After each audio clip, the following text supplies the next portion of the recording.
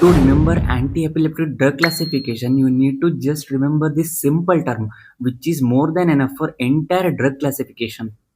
The trick is B-C in that B for barbiturates, C for carboxylic acid derivatives, B for benzodiazepines, C for cyclic GABA analogs, S for succinamide, H for hydantoin derivatives, I for immunostimulants, P for phenyltrizins.